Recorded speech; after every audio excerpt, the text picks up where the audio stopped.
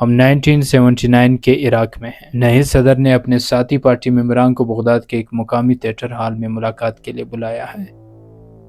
اس کا نام Saddam Hussein ہے۔ انہیں صدر بنے ہوئے ابھی صرف 1 ہفتے سے بھی کم عرصہ ہوا ہے، لیکن عراق اس کا ہے اور وہ چاہتا ہے کہ سب کو معلوم ہو۔ یہ جولائی کا مہینہ ہے اور باہر کا درجہ حرارت 40 ڈگری سیلسیس کے قریب ہے۔ حال گرم ہے، جلسہ دینے والی گرمی ہے۔ جب صدام اسٹیج پر آتا ہے وہ وقت لیتا ہے، کچھ کاغذات کو ترتیب دیتا ہے اور اپنے نوٹس دیکھتا ہے۔ ان کے آنے سے کچھ وقت پہلے اس کے ایک آدمی نے اسٹیج پر آ کر اعلان کیا، صدر اور عراق کے خلاف ایک بھیانک سازش کا پردہ فاش کیا گیا ہے۔ انہوں نے مجمع کو بتایا پارٹی کے کچھ اعلیٰ عہدیداران نے صدام حسین کو اقتدار سے ہٹانے کی سازش کی ہے، اور پھر انہوں نے انکشاف کیا تمام قصوروار اس کمرے میں موجود ہیں۔ اب سارے مجمع پر خاموشی طاری ہو گئی۔ پھر صدام ایک آدمی کو اسٹیج پر بلاتا ہے اور ایک لمبا، دبلا اور پتلا درمیانی عمر کا آدمی گلیاری سے چلتا ہوا آگے بڑھتا ہے۔ اس کا نام محی عبدالحسین ہے۔ وہ انقلابی کمانڈ کونسل کا حصہ ہے۔ وہ ایک طاقتور آدمی ہے، لیکن کچھ وقت پہلے اس نے ایک ملاقات میں صدام کی مخالفت کی تھی۔ یہ ایک غلطی تھی۔ وہ اسٹیج پر آتا ہے اور مائکروفون کے سامنے کھڑا ہو جاتا ہے، اور پھر آہستہ آہستہ وہ اپنے جرائم کا اعتراف کرنے لگتا ہے۔ وہ کہتا ہے کہ وہی شخص ہے جس نے نئے صدر کے خلاف سازش کی تھی، اور اس نے دوسروں کو بھی اس میں شامل ہونے کے لیے اکسایا تھا، لیکن یہ جھوٹ ہے۔ وہ سب کچھ جو وہ اسٹیج پر کہہ رہا ہے حقیقت نہیں ہے۔ اصل میں کیا ہوا یہ ہے کہ اسے شدید تشدد کا نشانہ بنایا گیا ہے، اور کہا گیا ہے کہ اگر وہ اس اسٹیج پر جا کر یہ نہ کہیں کہ اس نے صدام کے خلاف سازش کی ہے تو اس کے سامنے اس کی بیوی اور اس کی بیٹی کے ساتھ زیادتی کی جائے گی۔ اب اس کے سوا اس کے پاس اور کوئی چارہ ہی نہیں، تو وہ اپنے خاندان کو بچانے کے لیے یہ سب کرتا ہے۔ محی اپنے اور اپنے ساتھی پارٹی ممبران کے صدام کے نئے اقتدار کے خلاف سازش کرنے کے بارے میں جھوٹ بولتا ہے۔ جب وہ ختم ہو جاتا ہے، صدام دوبارہ اسٹیج پر آتا ہے۔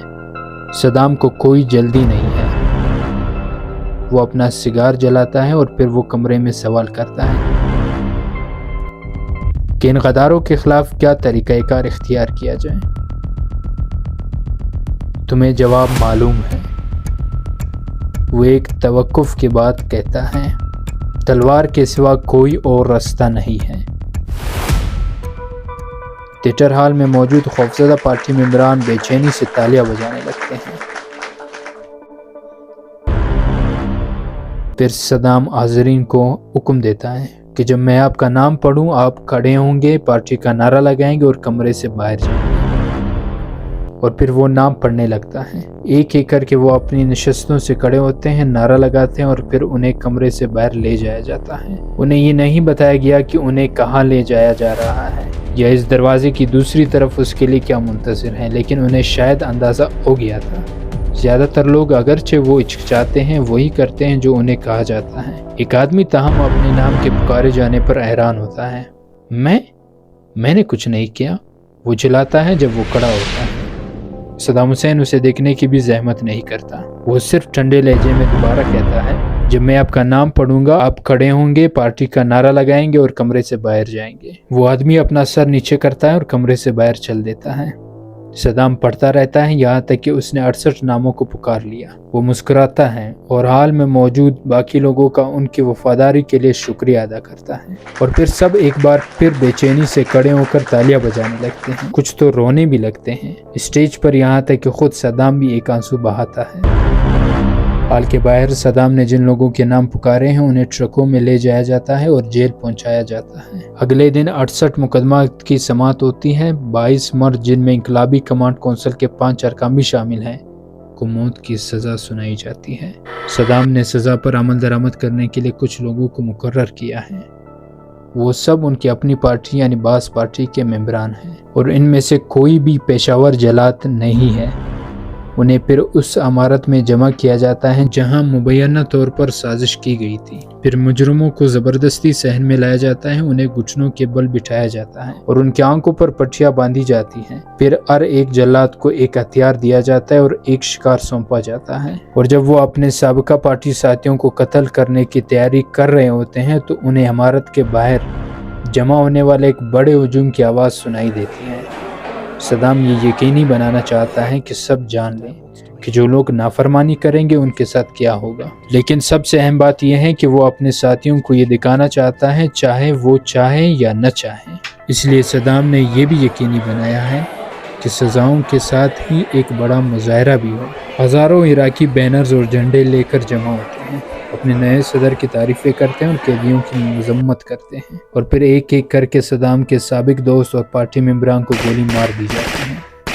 کچھ جلاد اتنے گھبراہٹ میں اور خوفزدہ ہوتے ہیں کہ انہیں اپنے شکار کو کئی بار گولی مارنی پڑتی ہے۔ یہ خوفناک منظر ہے، لیکن صدام بہت خوش ہے۔ اپنی صدارت کے آغاز کے لیے ایک بہترین اقدام، وہ خود سے کہتا ہے، اور سب اس طرح عراق کے نئے صدر کے پہلے سرکاری حکم کی تعمیل ہو جاتی ہے۔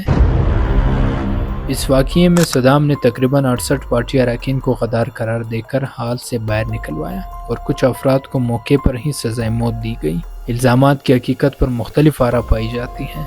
بعض مورخین کے مطابق یہ الزامات ایک طرح سے صدام حسین کے اقتدار کو مضبوط کرنے کے لیے ایک منصوبہ بندی تھی تاکہ وہ مخالفین کو ختم کر سکیں۔ بعض لوگوں کا ماننا ہے کہ یہ سارا معاملہ پروپیگنڈا اور سیاسی جھوٹ تھا، کیونکہ صدام حسین کے پاس اس وقت اقتدار کو مستحکم کرنے کے لیے مخالفین کو خاموش کرانا ضروری تھا۔ اس کے ساتھ یہ بھی خیال کیا جاتا ہے کہ کچھ الزامات حقیقی ہو سکتے ہیں، کیونکہ عراقی سیاست میں اس وقت مختلف گروہوں کے درمیان داخلی تنازعات چل رہے تھے۔ تاہم اکثریت کا خیال ہے کہ الزامات مبالغہ آرائی اور سیاسی مفاد پر مبنی تھے، اور اس کا مقصد اپنے حریفوں کو راستے سے ہٹانا تھا۔